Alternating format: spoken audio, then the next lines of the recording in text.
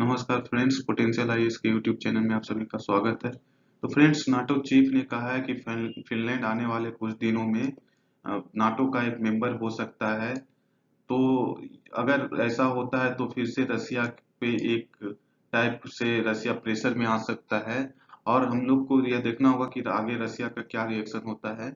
तो जैसा हम लोग जानते हैं कि जो यूक्रेन और रसिया का वॉर है उसका एक प्राइम रीजन यूक्रेन को नाटो की तरफ इंक्लाइन होना है। पुतिन कभी नहीं चाहते हैं कि जो उनके सराउंडिंग कंट्रीज है जैसे कि फिनलैंड, स्वीडन, यूक्रेन, ये कभी नाटो का पार्ट हो, जॉर्जिया। परंतु जैसा कि हम लोग जानते हैं कि लास्ट के कुछ सालों में नाटो का विस्तार हुआ है और नाटो की मदद से पुतिन को एक टाइप से कंस्ट्रेन करने का प्रयास यूएसए और ब्रिटेन के द्वारा किया जा रहा है। इससे पुतिन का रिएक्शन देखने को मिला है पास्ट में। तो चलिए समझते हैं इस टॉपिक को डिटेल्स में।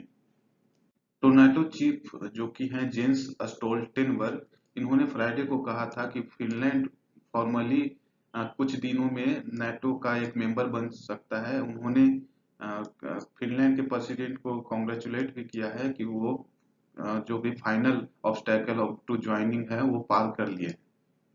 तो जैसा कि आपको बता दें, जो फाइनल ऑब्स्टेकल बोला जा रहा है, ये टर्की पार्लियामेंट ने ये रेटिफाई कर दिया है फिनलैंड के एप्लीकेशन को, ताकि और वो यूएस लेड मिलिट्री अलायंस जो नाटो है उसको ज्वाइन कर अ, सके। तो यह फिनलैंड की एक लास्ट हर्डल थी। इसके बाद फिनलैंड कुछ दिनों में नाटो का जो ये अलायंस है उसको ज्वाइन कर सकती है।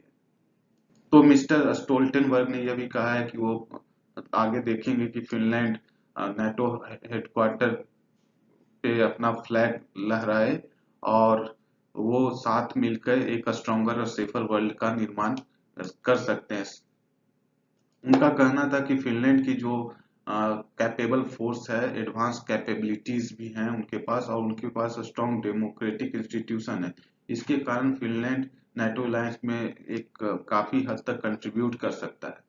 नाटो का जो फॉरेन मिनिस्टर की एक मीटिंग होने वाली है ब्रुसेल्स में, उसमें आशा किया जा रहा है कि ये फिनलैंड का मेंबरशिप को फॉर्मली रूप से इसको अनाउंस किया जाएगा। तो जैसा कि हम लोग जानते हैं कि जब से रसिया ने यूक्रेन पे अटैक किया है, तब से जो आसपास की कंट्रीज हैं जैसे कि फिनलैंड, स्वीडन, जो कि पहले एक टाइप से इंडिपेंडेंट नेशन हुआ करती थी, उन्होंने अपना नॉन अलाइनमेंट का युग को छोड़ के नाटो को ज्वाइन करने का फैसला किया है।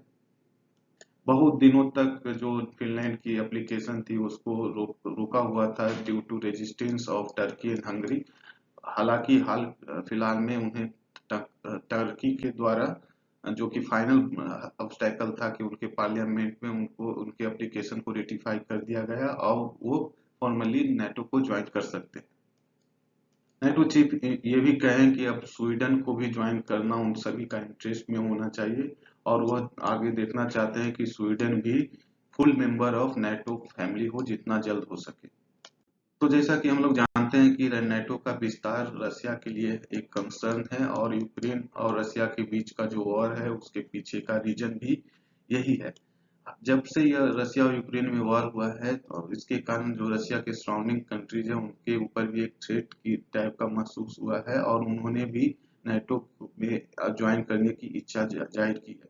फिनलैंड का एप्लीकेशन रेटिफिकेशन टर्की के पार्लियामेंट में होने के कारण यह हो सकता है कमिंग डेज में नाटो में ज्वाइन कर ले। कुछ दिन में स्वीडन भी हो सकता है नाटो पावर बन जाए। रसिया अपने आप को नाटो अपने आप के लिए नाटो का यह विस्तार को चैलेंज मानता है और इसलिए रसिया और नाटो के बीच में एक कॉन्फ्लिक्ट की स्थिति बनी हुई है। तो आगे देखते हैं पुतिन इस न्यूज पे कैसे रिएक्ट करते हैं, उनका क्या रिएक्शन होता है नाटो कंट्रीज की ओर। तो आशा करते हैं आप लोग को यह वीडियो पसंद आया होगा। अगर पसंद आया है तो आप मेरे चैनल पोटेंशियल आईएएस को लाइक सब्सक्राइब भी कर सकते हैं। आप बेल आइकन भी दबा सकते हैं ताकि कोई भी वीडियो अगर पब्लिश होता है आपको उसका नोटिफिकेशन जाए और अपने दोस्तों या फ्रेंड के साथ भी इसको शेयर कर सकते हैं। धन्यवाद।